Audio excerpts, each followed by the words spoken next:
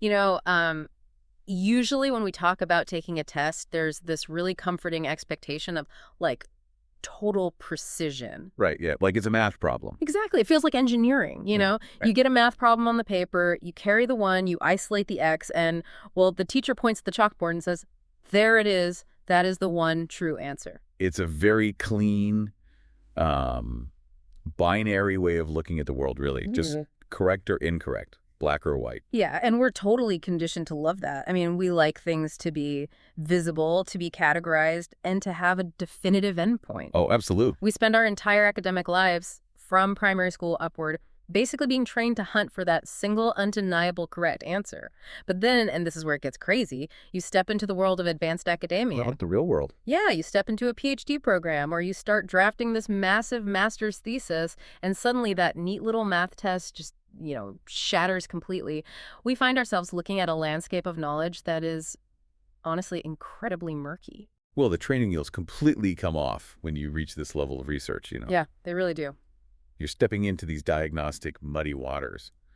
And the tools you use to pass multiple choice tests, they will actually work against you here. Which is the exact reason we're sitting down today. So, welcome to this deep dive. If you're listening to us right now, I know exactly who you are and honestly what you're going through. Yep, the stress is real. It really is. You're a student.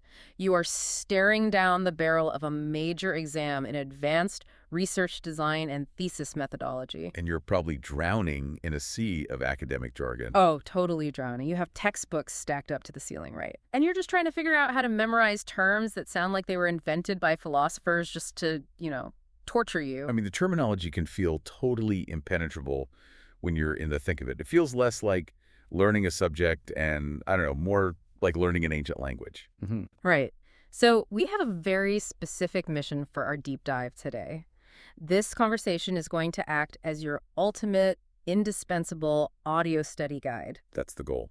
We have an incredibly comprehensive set of research notes in front of us, compiled by Martin Zobe. And we're going to unpack this guide piece by piece. It's a fantastic resource, honestly. It is, and I can promise you that by the time we wrap up this session, incredibly dry concepts like epistemology or bivariate analysis or Cronbach's alpha, they're not just going to be syllables you wrote memorized for a passing grade. Exactly. You are going to mechanically understand how they work. Because comprehension has to replace memorization, right? Right, yeah. If you only memorize a definition, your mind will go completely blank the second an exam question phrases the concept in a slightly new way. Oh, I hate when they do that. We all do. But true understanding, well, it gives you the flexibility to answer any question, no matter how it's framed by the examiner. So to make sure that comprehension actually sticks in your brain, we're setting a strict rule for ourselves today. A very strict rule. We are going to anchor all of these abstract, high-level academic concepts using real-world, highly relatable Nigerian business contexts. Yes, we're taking the theory completely out of the ivory tower. Exactly. We're putting it right into the streets of Lagos, the markets, the real estate sectors, the actual places where this research lives and breathes. It's the only way it actually makes sense. And to help me build those bridges, I have the ultimate thesis guide sitting across from me today. We're going to separate the what from the why, ensuring you have absolute clarity when you finally sit down in that exam hall. I'm really looking forward to this. I mean, my primary goal today is to decode the academic language for you. Right. But we must maintain strict academic terminology because, you are required to write those exact terms on your exam paper to get the marks. Right. You can't just make up your own words for the test. Exactly. But we will immediately follow every single one of them up with clear, student-friendly, mechanical explanations. Okay, let's establish our ground rules right now. We use simple, direct grammar. We avoid convoluted run-on sentences. We deliver pure, actionable knowledge. Sounds perfect. So let's open the notes to the very first section, which deals with philosophical foundations. Because before we talk about data or surveys, we have to talk about how a researcher actually views reality. Right. Your worldview dictates everything that follows. And the notes explicitly state a fundamental rule for PhD-level research, they say. Yeah. Every concept presented is treated as a position rather than an absolute truth. Yes, that is crucial. But I need you to help me cross this bridge because my brain is screaming that facts are facts. Like if I'm researching gravity and I drop an apple, it falls. That is a truth, isn't it? Well, it definitely appears that way on the surface. But in advanced research, particularly in the applied and social sciences like business administration, for example, treating anything as an untouchable truth is the fastest way to kill innovation. Wait, really? How does it kill innovation? Because the entire foundation of rigorous study lies in continuously questioning established ideas. You are never, ever searching for an immovable fact. Okay, so what am I doing then? You're examining a position someone holds, right? Yeah. You're testing its validity, and you're seeing if a more evolved position exists. The rigor of your degree actually comes from the questioning itself. Oh, wow. Okay, so if I'm sitting in the exam hall and a question asks about the fundamental mindset of doctoral research, the key word I need to circle in my head is that I'm evaluating positions. Exactly. Positions, not unquestionable truths. So I'm basically acting as a professional, structured skeptic. That is the core of it, yeah. But this skepticism, it isn't about just arguing for the sake of arguing. Right, it's not just complaining. No, it's a highly structured historical process. Research is essentially a massive, ongoing conversation that spans generations where opposing ideas clash. Okay, that makes sense. And to truly understand this, we have to look at something called the dialectic process. The dialectic process. Okay, that sounds like a debate tactic an ancient philosopher would use at a dinner party. Well, you're not wrong. It actually has deep roots in philosophy. It was heavily popularized by figures like G.W.F. Hegel. Right, Hegel. Yeah, he used it to explain the evolution of historical ideas. And later, it was adapted by sociologists like Karl Marx to analyze material and economic conditions. Okay, but how does it apply to us? To business research? In our context of research methodology, the dialectic process is basically a triad. It's a three-part mechanism for creating new knowledge. A triad. Okay, let's name the three pieces first before we see how they actually fit together. Sure. The three components are the thesis, the antithesis, and the synthesis. Okay, let's unpack this. I'm going to attempt to define these based on my reading of Martin Zobie's notes, and you correct my trajectory if I veer off. Okay. Go for it. So, the thesis is the starting point. It's the established idea, right? The accepted status quo. It's just the way an industry currently operates because everyone agrees it works. That is a very solid working definition. It's the accepted baseline position. Okay, great.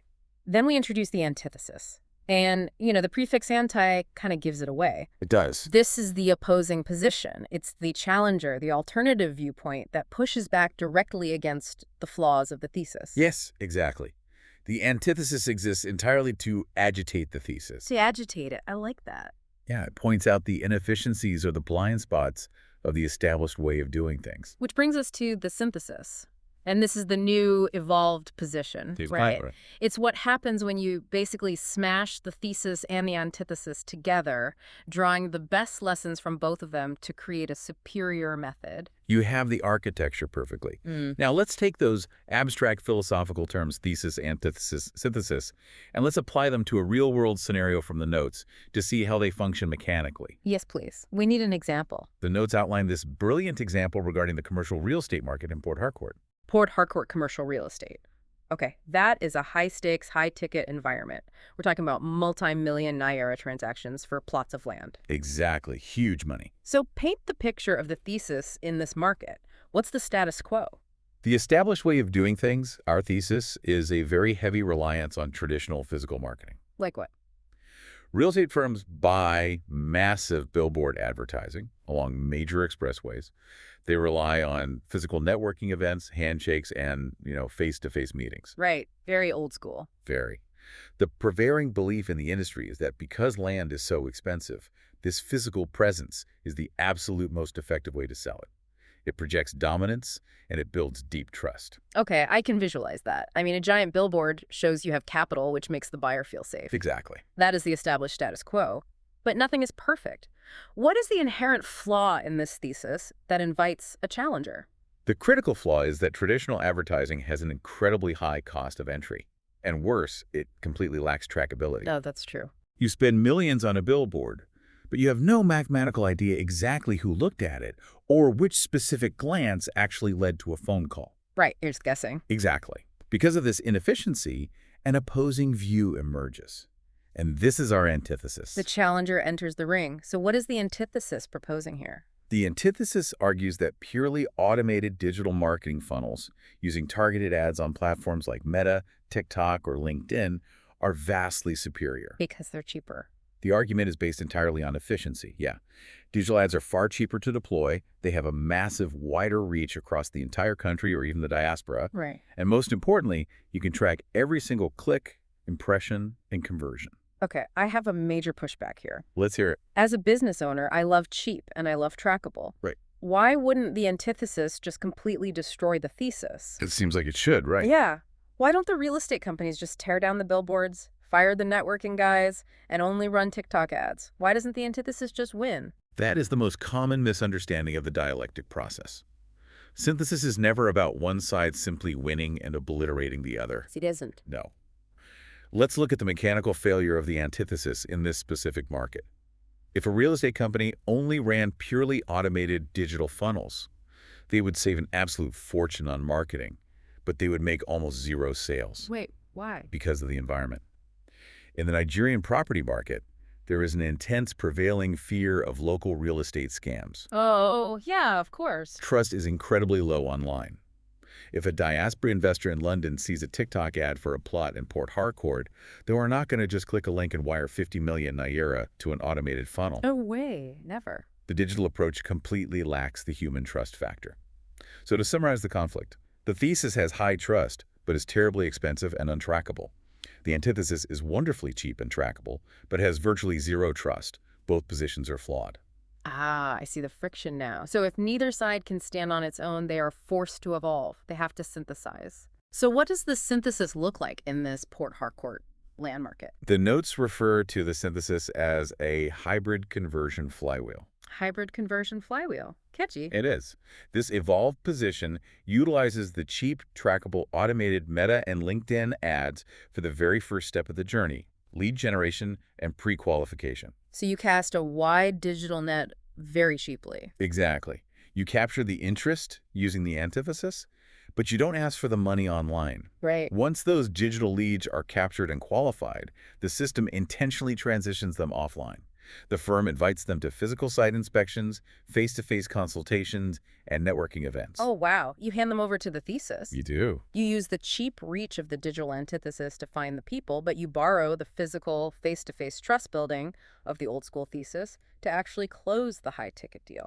That is the exact mechanical function of synthesis. You've created a completely new reality that solves the untrackable expense of the old way and solves the trust deficit of the new way. This evolved position basically becomes the new standard.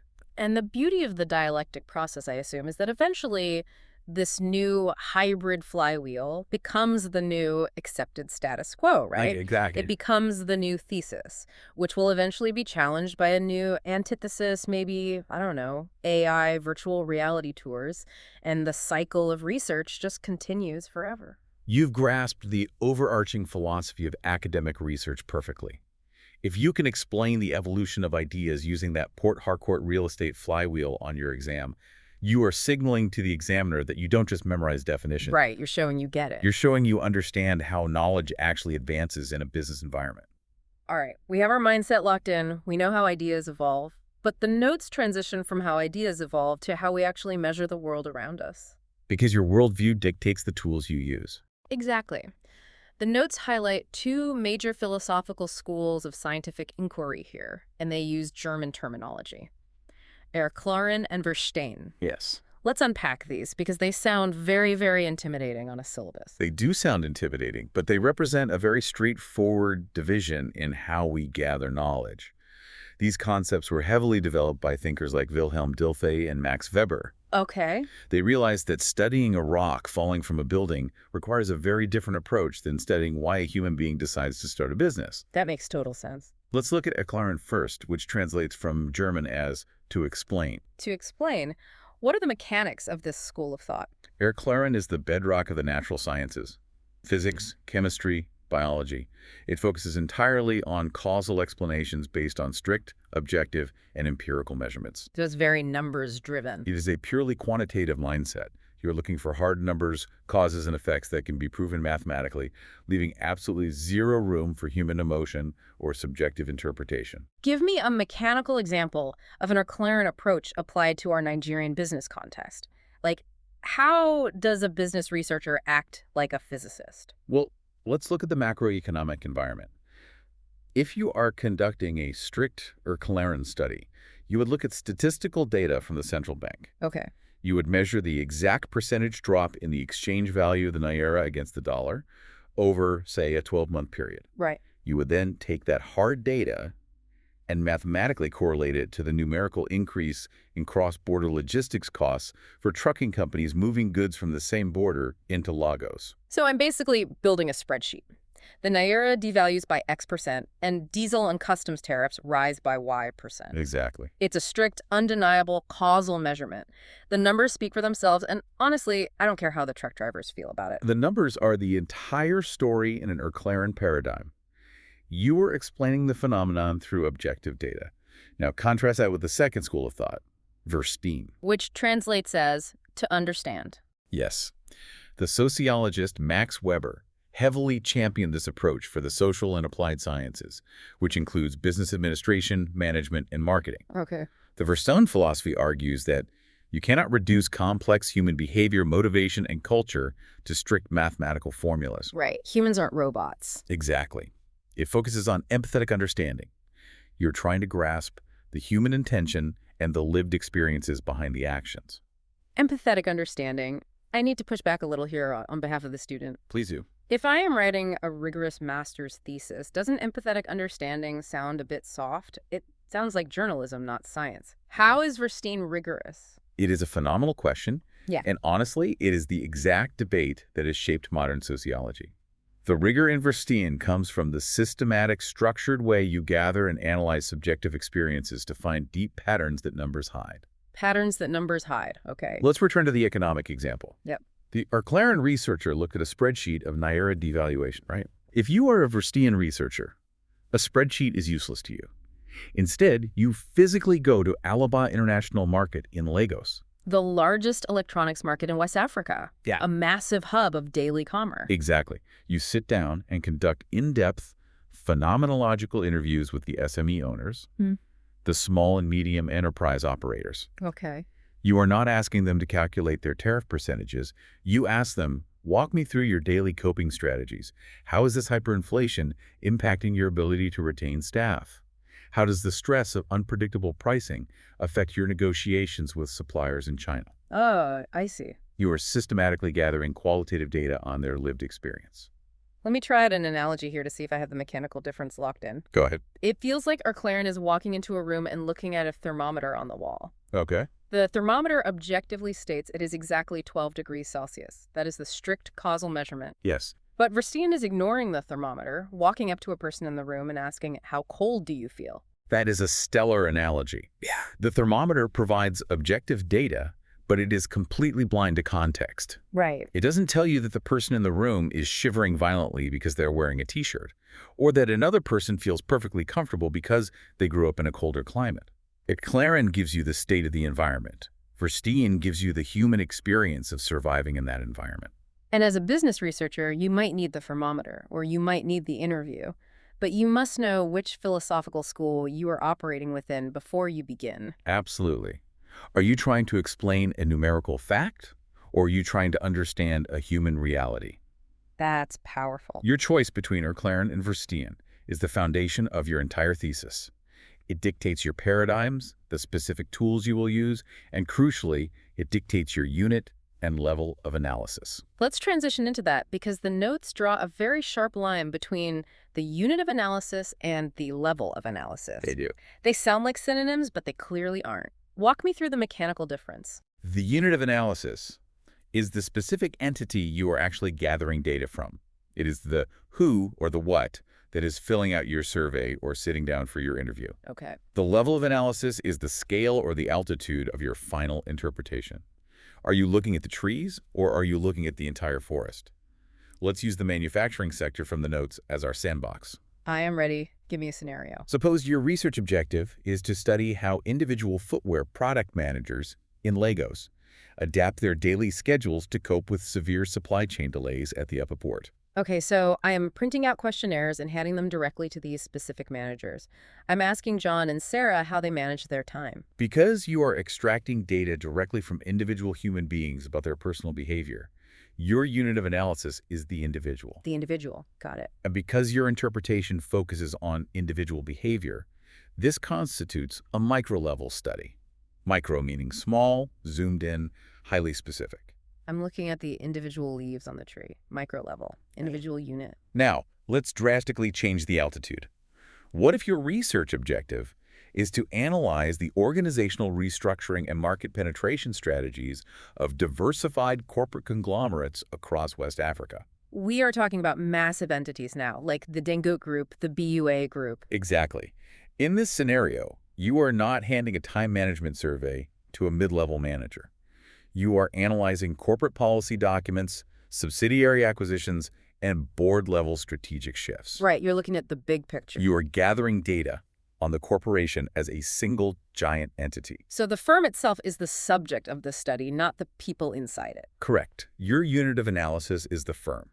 And because you are interpreting structural behavior on a massive scale, this makes it a macro-level study. Macro meaning large, zoomed out, looking at the entire forest. Yes. If we connect this back to exam strategy for you listening, the examiner is checking for alignment. They want to ensure your philosophy, your unit, and your level all match logically. They must align. I mean, I cannot write a thesis claiming to conduct a macro-level structural analysis of the Nigerian banking sector if my unit of analysis was just interviewing 3 bank tellers at a local branch, right? That would be a catastrophic structural failure of your thesis. The scale of your data collection must mathematically support the ambition of your research claims. All right, let's take a breath. We have solidly unpacked the philosophical foundations in part 1. We understand that we are evaluating positions through the dialectic process. We know the difference between explaining with numbers and understanding with empathy. We know our micro and macro levels. We have the mental architecture. Exactly. Now, it is time to actually sit down at the laptop, open a blank document, and write Chapter 1, the introduction. Chapter 1 is arguably the most dangerous part of the entire thesis process. Dangerous, why? Because it sets the trajectory for the next 100 pages. If you miscalculate your coordinates here by even 1 degree, you will end up in a completely different destination months later, and you will have to rewrite everything. Oh, that sounds like a nightmare. It is. The notes dedicate a massive section to the background and statement of the problem. And immediately, we are introduced to the core machinery of the study. Variables. Yes, specifically the criterion variable and the predictor variable. I need simple, student-friendly definitions that strip away the jargon. Let's strip it down to cause and effect. The criterion variable is your dependent variable. Think of it as the ultimate outcome. The outcome, okay. It is the specific phenomenon you are trying to fix, understand, predict, or measure. It's the focal point of the study. The criterion is the outcome, the effect. Right. Then the predictor variable is your independent variable. This is the catalyst. It is the thing you believe is actively causing the change, the fluctuation, or the improvement in the outcome. Criterion equals outcome. Predictor equals cause. Exactly. Now, the notes offer a very specific sequencing strategy. They suggest that when you are writing the background of your study, you should generally introduce your criterion variable to the reader first before you mention the predictor. Why is that sequence important? It is about narrative psychology and exposing the knowledge gap. Narrative psychology. Yes.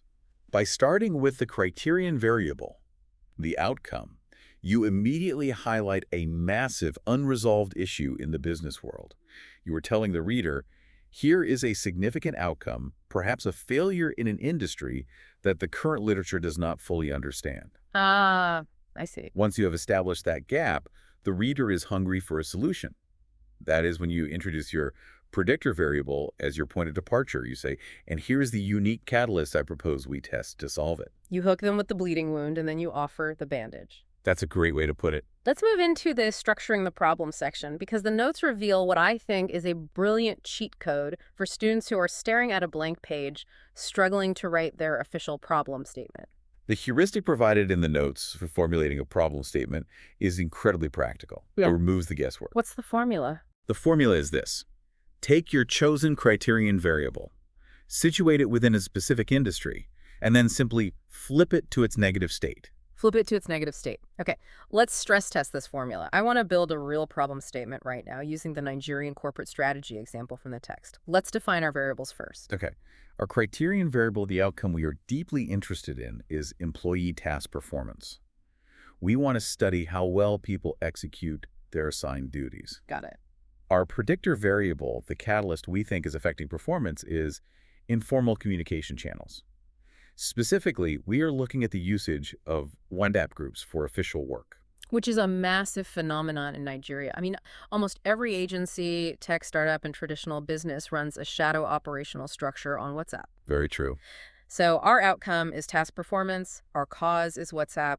How do we use the formula? Step 1. Situate the criterion variable in an industry. So we are looking at employee task performance among remote digital marketing teams in Nigerian agencies. Yeah. Step 2.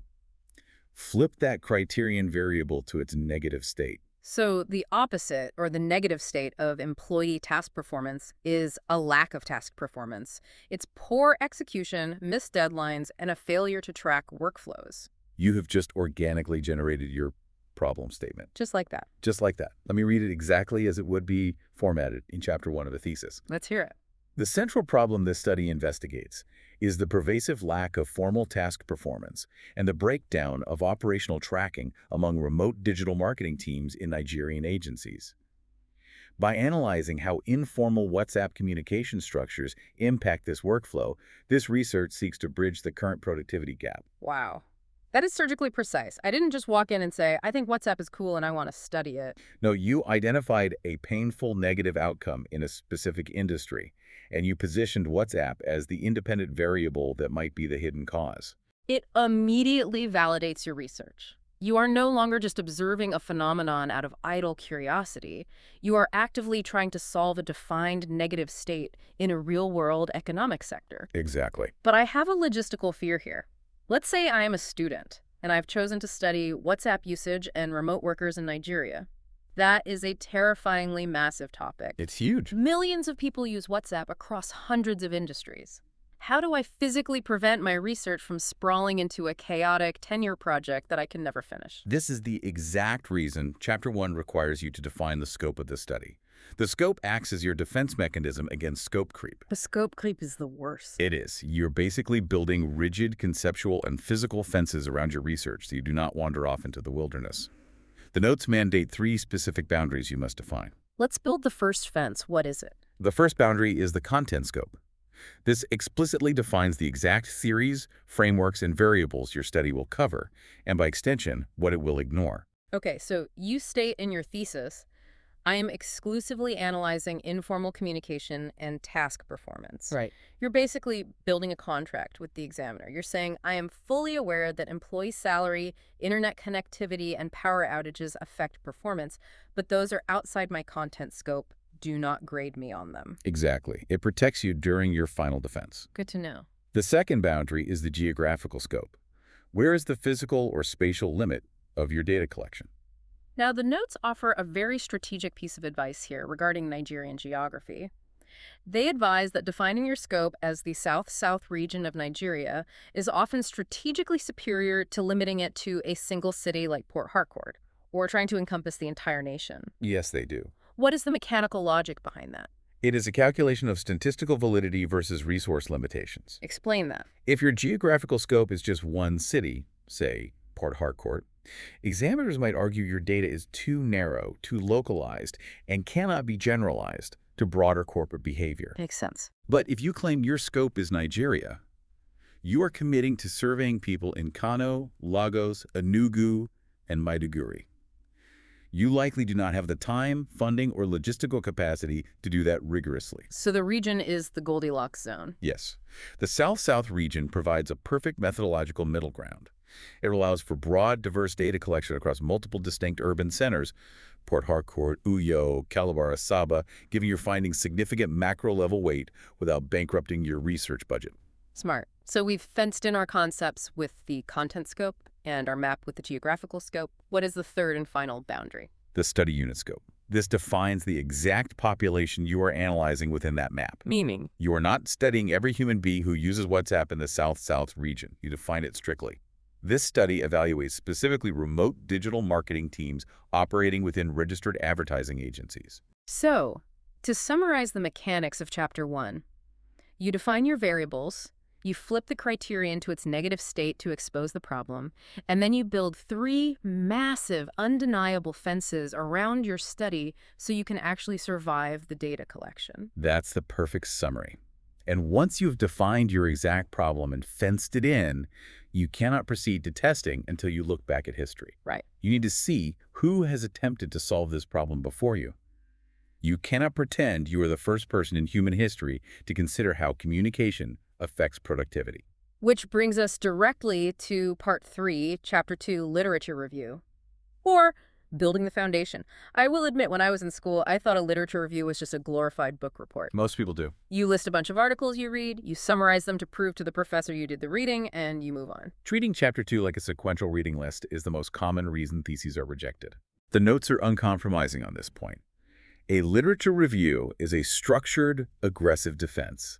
It is an argument you are building, brick by brick, using the historical work of others to justify why your specific test needs to exist today. Wow, okay.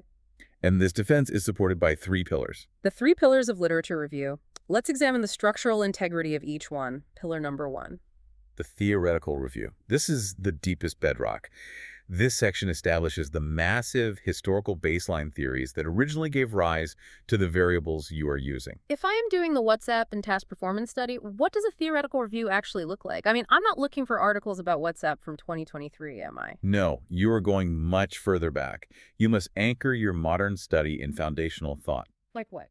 You might dive into Frederick Taylor's scientific management theory from the early 1900s, which analyzed workflow efficiency, or perhaps Elton Mayo's human relations movement, which looked at how social structures at work affect output. Ah, I see. You extract the core assumptions of these historical theories and argue, my modern variables of digital communication and remote performance are direct descendants of these foundational principles. So you're proving to the academic community that your modern, trendy idea about TikTok or WhatsApp has deep, respectable academic roots. It isn't just a fleeting thought, it's the next chapter in a 100-year conversation. That is the perfect way to frame it. Once the theoretical bedrock is laid, you move to the second pillar, the conceptual review. The conceptual review, what's that about? This focuses entirely on breaking down the specific dimensions and definitions of the variables you have chosen. So if my criterion variable is employee task performance, this is where I have to define exactly what the word performance means in the context of my specific study. Yes. Because performance could mean speed, it could mean error reduction, or it could mean client satisfaction, right? Exactly. You are conceptually wrestling with definitions. You review how different scholars have defined your variables, and then you explicitly state which definition you are adopting for your study. Ensuring there is absolutely zero ambiguity when you start measuring. Precisely. Which leads to the final pillar, Pillar 3. the empirical review. This is the most practical pillar. This is where you examine past studies that are highly similar to yours. Okay. You must systematically detail the scholar's name, the date of publication, the geographical location of their study, the specific methodology they used, and the hard statistical findings they produced. I want to pause here and ask for a survival trick for the student listening. Sure.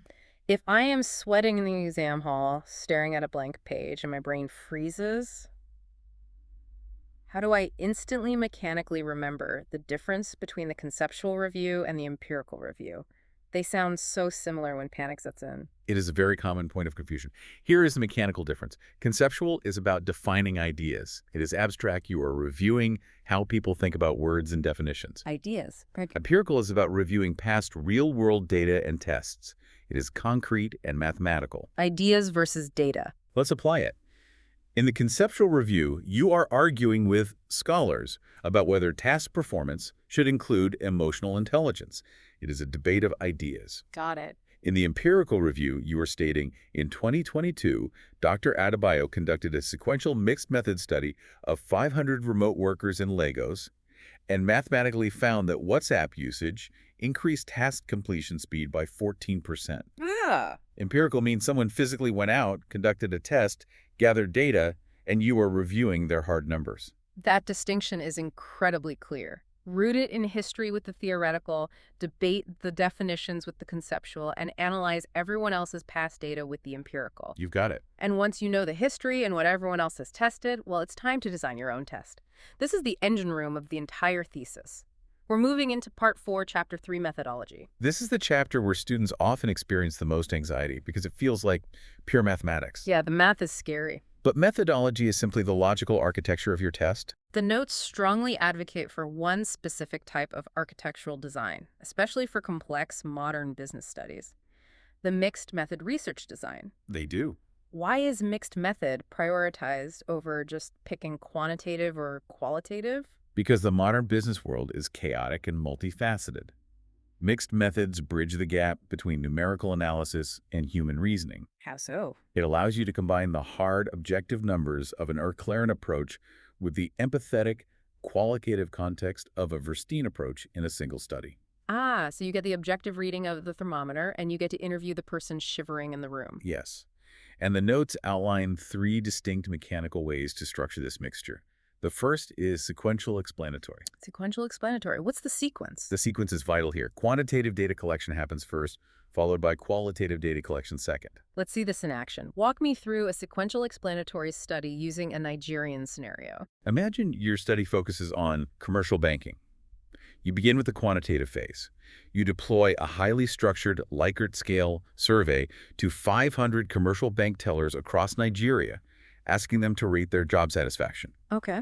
The statistical data comes back, and you identify a massive, undeniable trend. 85% of tellers report severe job dissatisfaction, specifically on Friday afternoons. Okay, the math has given me a hard fact. The data tells me what is happening. But a survey with checkboxes can't really tell me why it is happening. Which is precisely why you follow it up sequentially with the qualitative phase. You use the data to identify the pain point, and then you sit down and conduct long-form interviews with 10 specific branch managers. Oh, I see. You present the data and ask, why do your tellers crash on Fridays? The managers explain, oh, Fridays are when the central clearing server always undergoes maintenance, causing massive transaction delays, long queues, and customers verbally abusing the tellers. Wow. The quantitative survey found the what? The qualitative interview explained the why. That is sequential explanatory. Now let's flip it. What is the mechanism for sequential exploratory? Qualitative first, quantitative second. When do I use this? You deploy the exploratory sequence when your research topic is entirely uncharted, and you don't even know enough about the problem to write a valid survey. When does that happen? Let's say the federal government unexpectedly announces completely new, highly complex, cross-border tariffs for logistics drivers. I can't send a survey to the drivers because I don't even know what multiple choice options to put on the page. Exactly. You have no baseline variables. So you start qualitative. You go to the border posts like the SEM border and conduct unstructured focus groups with the truck drivers. Right. You just let them talk. You simply let them talk. Through these deep conversations, you extract key themes. You might discover they aren't actually worried about the official tariff rate. They are terrified that the new rules will increase informal checkpoints and extortion. I've explored the human context to find the real variables. Once you have identified those specific themes through qualitative exploration, then you build a massive quantitative survey designed to mathematically measure those specific fears, informal checkpoints, and extortion across a sample of 2,000 drivers nationwide. You explore to find the questions, then you measure to find the scale. That is a phenomenal tool. It's very effective. And the third type is concurrent or parallel design. I assume that simply means running both engines at the same time. Yes. You deploy your quantitative surveys while simultaneously conducting your qualitative interviews, usually to cross-validate the findings in real time. Okay, so we have our overarching design. But now we have to talk about the actual physical tools, the questionnaires, the interview guides, the instruments of measurement. Very important. The notes highlight 2 massive concepts that are guaranteed to be on the exam: validity and reliability. Let's break these down conceptually. Validity is the measure of truthfulness. It asks a simple question. Does your research instrument actually measure what it claims to be measuring? Give me an example. If you design a test that claims to measure the mathematical intelligence of a student, but all the questions on the paper are about historical trivia, your instrument has 0 validity. Right. It is successfully measuring memory, but it is completely failing to measure mathematical intelligence. So validity means your arrow is actually pointed at the correct target. What about reliability? Reliability is the measure of consistency. It asks, if I use this instrument multiple times under the same conditions, will it produce the same result? Okay, stick with the math test analogy. If a candidate takes your perfectly valid math test on Monday and scores 90%, and takes the exact same test on Tuesday and scores 30%, your instrument is not reliable. It is fluctuating wildly. Ah, I see. The notes specifically highlight a statistical tool called Cronbach's alpha, which you will use in your methodology chapter to mathematically prove to the examiner that the items on your questionnaire are internally consistent and reliable over time. Okay, so validity means I am aiming at the right target.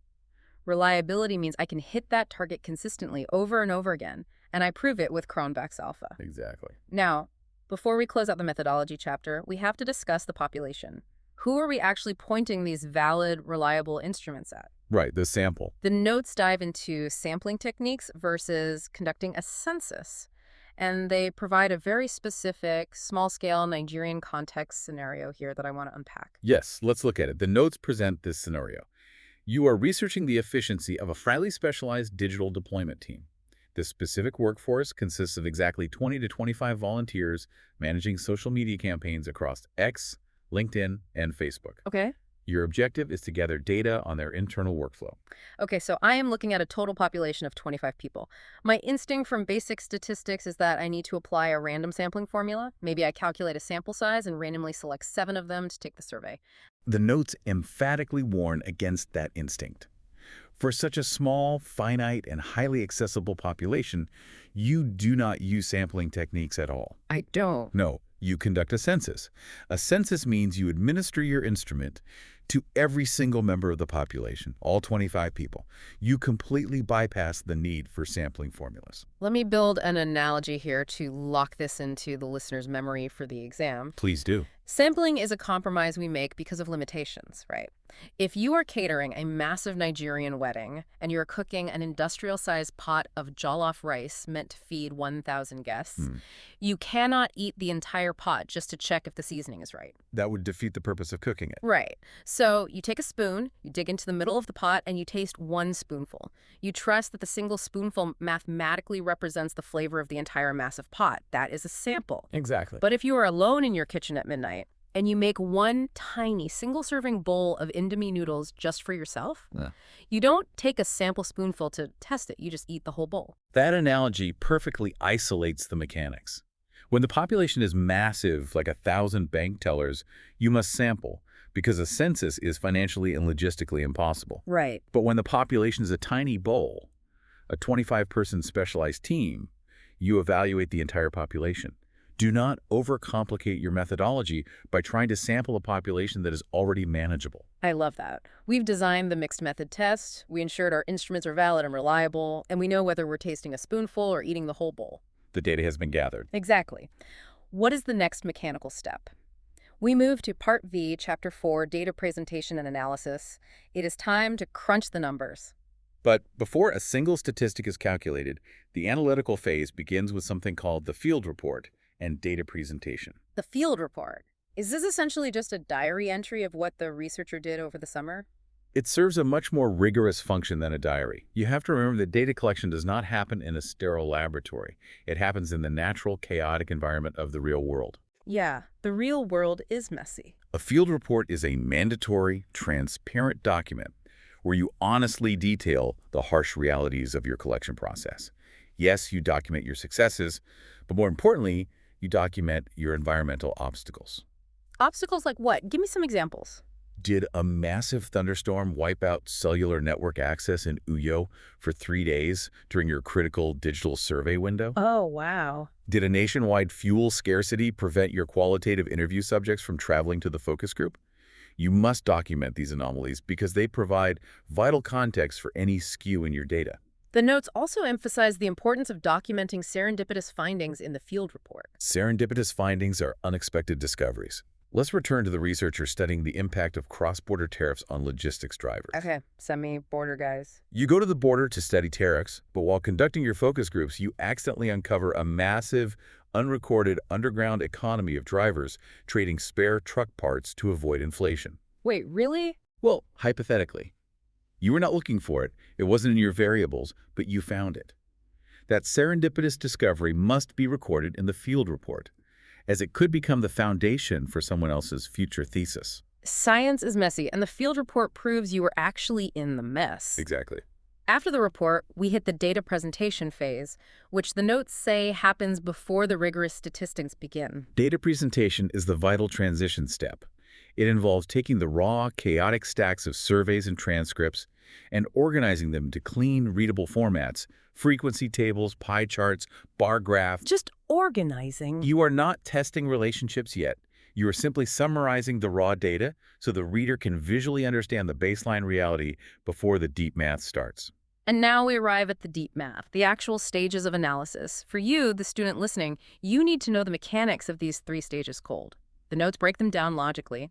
Let's outline the mechanism of stage 1. Stage 1 is primary analysis, which is strictly descriptive analysis. At this stage, your only goal is to look at the manifestation of each variable, item by item, question by question. Describe what that looks like. You are describing the frequency and distribution.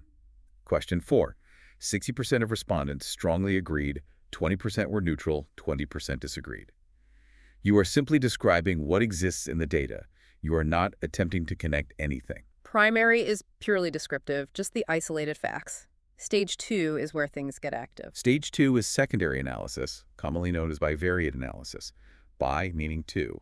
This is the core engine of your hypothesis testing. Okay, so this is the main event. This is where you mathematically smash the 2 main variables together, the criterion and the predictor that you established way back in Chapter 1. Let's visualize this. I take all the survey data representing WhatsApp usage, and I take all the data representing task performance, and I feed them into a statistical software like SPSS. What is the computer actually looking for? The software is testing for correlation and statistical significance. It is looking to see if a change in variable A reliably corresponds to a change in variable B. Are they moving together? Right. And it tests if this relationship is statistically significant, meaning the pattern is strong enough that we can confidently say it isn't just a random coincidence, and the findings can be generalized to the wider corporate population. Primary describes the isolated items.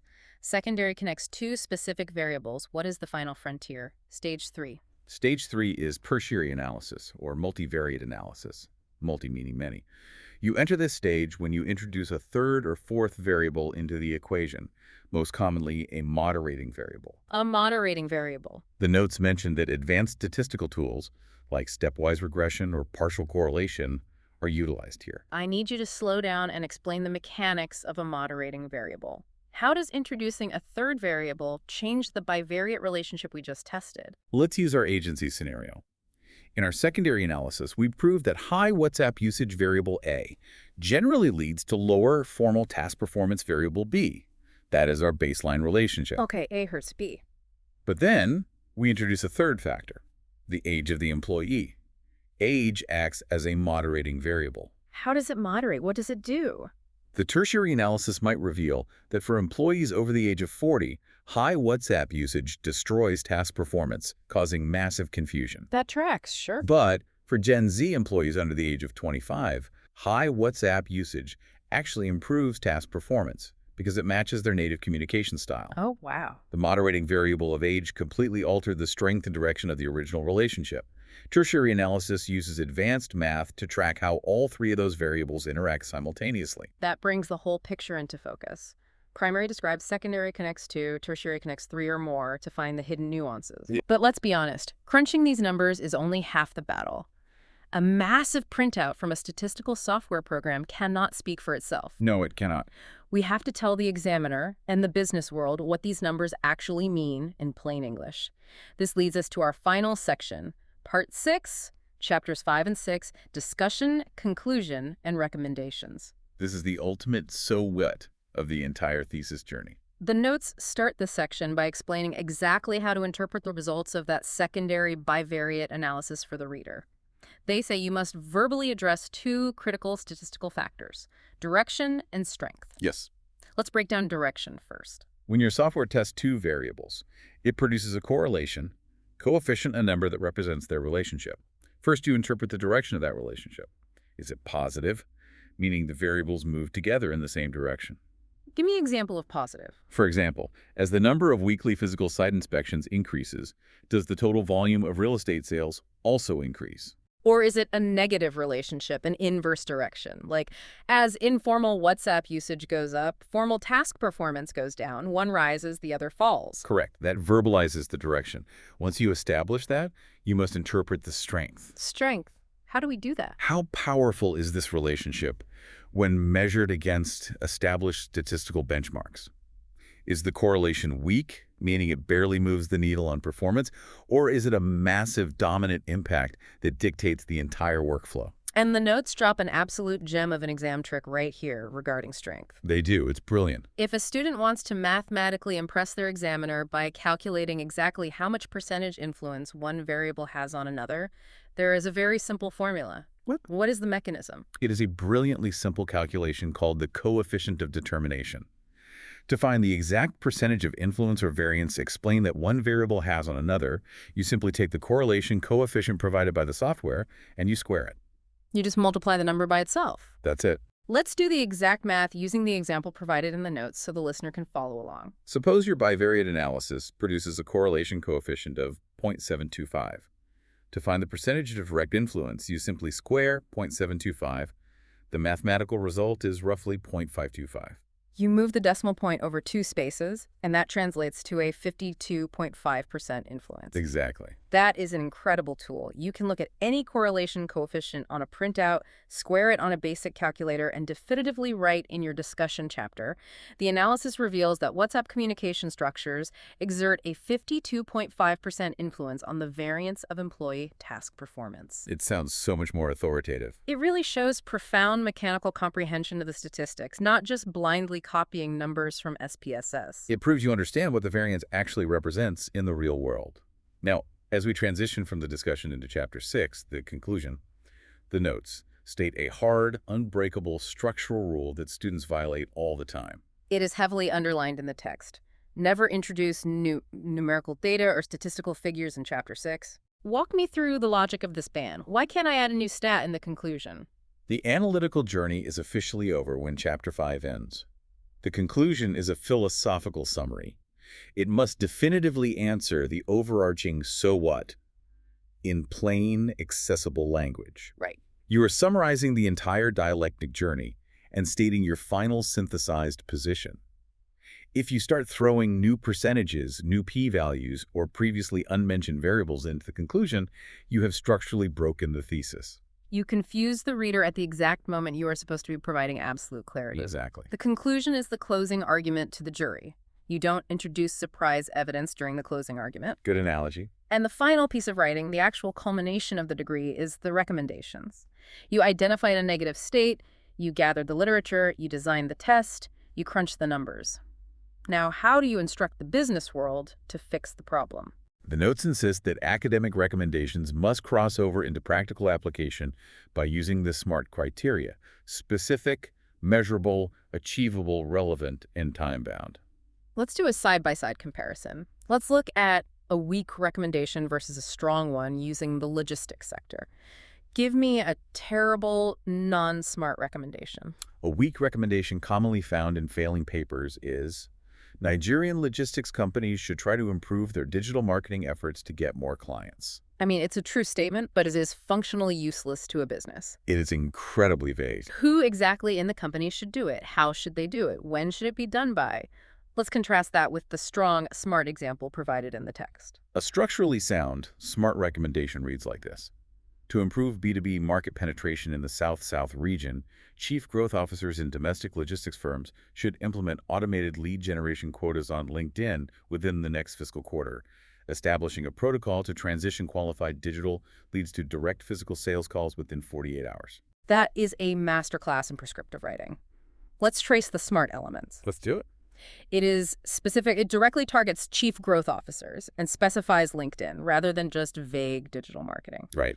It is measurable. You can track automated lead generation quotas and the 48-hour transition window. It is achievable and relevant to the domestic logistics firms fighting for market share in the South-South, and it is strictly time-bound within the next fiscal quarter. When a busy executive reads that specific recommendation, they don't have to guess. They know exactly what operational changes to mandate on Monday morning. Which is the whole point. That is the ultimate goal of applied business research. You are not just writing for a grade. You are writing to optimize an industry. And there is one final capstone to the entire thesis. It is a tool designed to visually summarize everything we just talked about.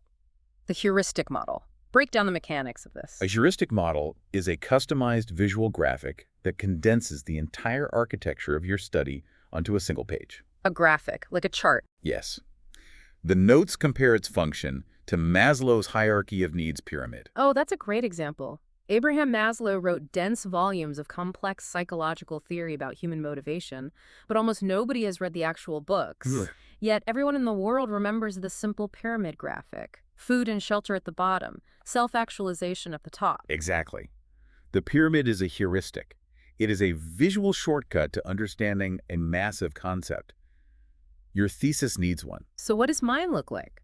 You design a visual flowchart or graphic that maps out your criterion variable, your predictor variable, and how they interacted based on your unique findings. I see. It makes hundreds of pages of complex new knowledge instantly accessible and digestible to anyone who looks at the diagram.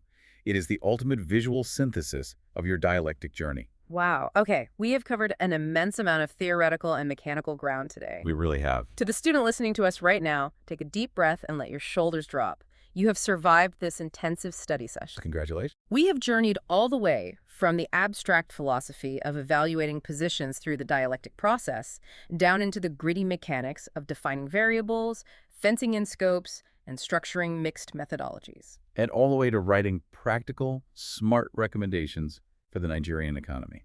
You now possess the structural blueprint of the methodology. You no longer just know the vocabulary words. You understand the why and the how behind the what, and that mechanical comprehension is exactly what separates an average, panicked student from an exceptional researcher who is in total control of their material. Before we sign off and let you get back to reviewing your flashcards, we always like to leave you with a final, provocative thought to chew on, a concept that builds on the foundation we've established today. It is an important question to consider about the future of our field. We established very early on that at the highest level of research, every concept is treated as a position rather than an absolute truth. Right, the thesis and antithesis. We examine the dialectic process. If we truly believe that philosophy, then we must accept that even the rigorous methodology frameworks we just outlined today are themselves just a position, and they are subject to evolution. The rules of research aren't permanent either. They're going to be challenged. Precisely.